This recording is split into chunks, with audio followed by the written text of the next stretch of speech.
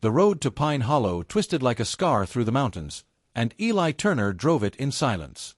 3 years had passed since he'd last seen these trees, their shadows stretching like fingers across the cracked asphalt.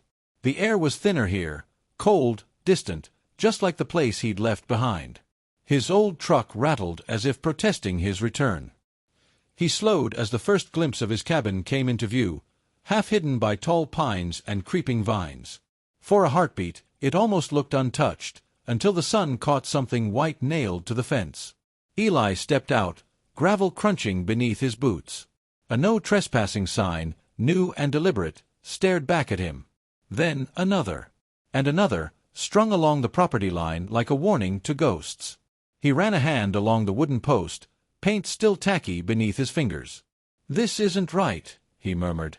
From the road below, the distant hum of an SUV broke the stillness. A silver car idled there, clean, modern, out of place. Behind the windshield, he caught a glimpse of Margaret Hale, the HOA president, if he remembered correctly, watching him. Even from afar, her presence felt invasive, as if she'd been waiting for this exact moment. When he looked again, the car was gone. Inside, the cabin smelled of dust and time. His breath echoed in the hollow space where laughter once lived. 3 years hadn't dulled the memory of what drove him away, only buried it. Outside, wind stirred the signs, their edges fluttering like whispers. Eli turned toward the fading road. Somewhere down there, Margaret Hale was waiting. And she knew more about his disappearance than anyone else ever had. The next morning, fog rolled through Pine Hollow like smoke, softening the world into gray. Eli parked outside Margaret Hale's house, a 2-story colonial with trimmed hedges, polished brass fixtures, and a garden so precise it looked afraid to grow wild. The HOA office occupied her front parlor now. He could see the framed certificates glowing behind the window like trophies. Margaret opened the door before he knocked. "Eli Turner," she said, voice bright but brittle. "You came back." "I did," he replied, forcing calm. "But it seems I'm trespassing on my own land." She smiled tightly. "The HOA had to act, Eli. You left. 3 years of vacancy. We had to maintain order." "By stealing it." His tone sharpened. "You knew I'd come back." Her gaze flickered. "We all thought you were gone for good. After everything." The pause between words carried weight, a shared silence neither dared name. Eli studied her, immaculate hair, perfume that smelled faintly of lilac and disinfectant. The same scent that once lingered on his porch after she'd stopped by with soup, back when he still believed kindness came without motive. "You put those signs up yourself?" he asked. Margaret's hands tightened around her clipboard. "We did what was necessary. The community has standards." He stepped closer, lowering his voice. "You mean your standards?" For a moment, her mask slipped. "You think you're the only one who lost something here," she whispered. The words froze him. Margaret's eyes shone, half fury, half something else. He turned away before he could answer. The air outside felt cleaner, colder. Behind him, Margaret called softly, almost tenderly, "Be careful digging up the past, Eli. Some things are better left buried." Her voice followed him down the path, thin as smoke, leading him straight toward the secrets waiting in the county office. The county office smelled of old paper and coffee gone stale. Eli stood at the counter, deed folder in hand, while the clerk scrolled through her computer with trembling fingers. Outside, rain streaked the glass like thin veins.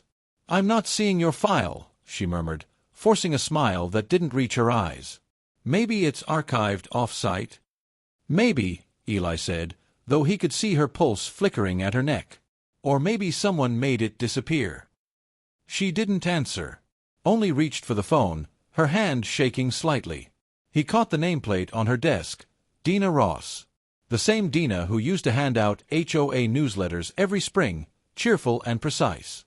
Now she looked pale, like someone who'd stopped sleeping months ago. When he turned to leave, she called after him quietly. "Mr. Turner, wait." Out by the side door, sheltered beneath the overhang, she slipped him a small flash drive wrapped in tissue.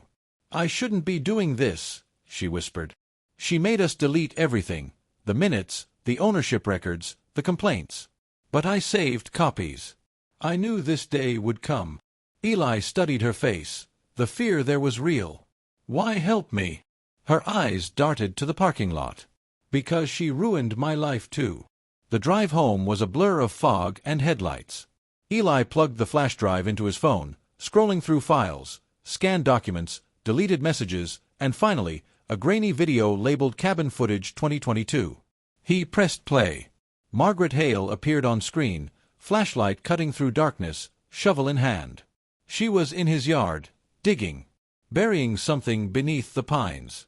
Eli's breath caught. The wipers beat faster, drowning the sound of his heart. Ahead, the cabin lights flickered through the mist, waiting for him, and for the truth clawing its way up from the ground. The rain hadn't stopped by morning. It fell in thin, relentless sheets, drumming on the porch as Eli replayed the footage again. Margaret's silhouette, shovel flashing under the porch light. Every second carved deeper into his mind.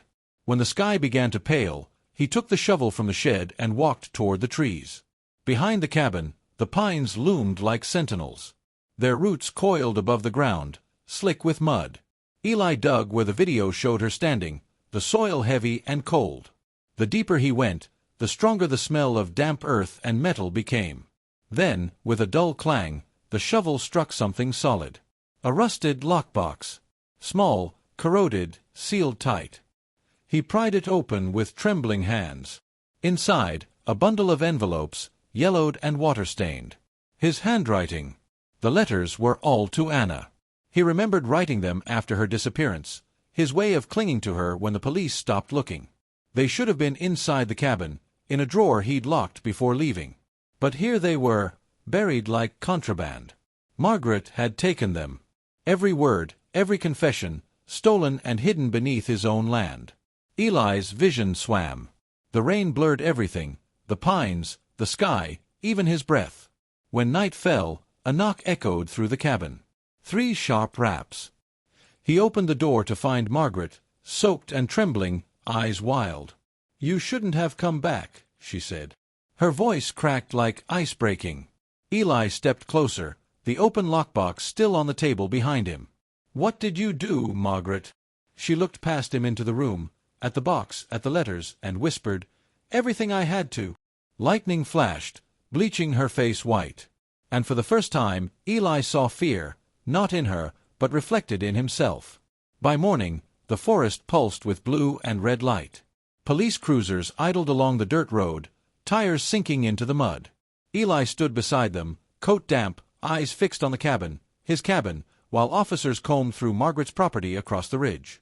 The air smelled of rain and pine, sharp and clean, but beneath it lingered something burnt. Dina's trembling voice played over the radio, her statement looping through the static.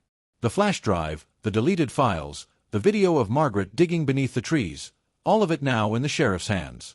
Truth laid bare, undeniable. When the first plume of smoke rose from the valley, Eli already knew. Margaret's house. Flames tore through the roof like something alive, devouring everything she'd built, every paper, every secret, every lie. A single silhouette moved inside before vanishing behind the blaze. "She lit it herself," an officer muttered. Eli didn't answer. He couldn't. The fire roared like the forest was exhaling, years of silence breaking in one violent breath. He stepped closer, heat washing over him, eyes stinging. Margaret had wanted control over everything, even the end. And now she'd taken that too. Snow began to fall as the fire ate itself out, soft flakes hissing against the embers. The cabin lights flickered through the smoke, faint but steady. He walked back toward it slowly, each step heavier than the last. Inside, the box of letters sat on the table, unopened this time. He didn't need to read them. The past had spoken enough. Outside, ash drifted through the pines like gray confetti. The land was his again, quiet, empty, and unbearably his.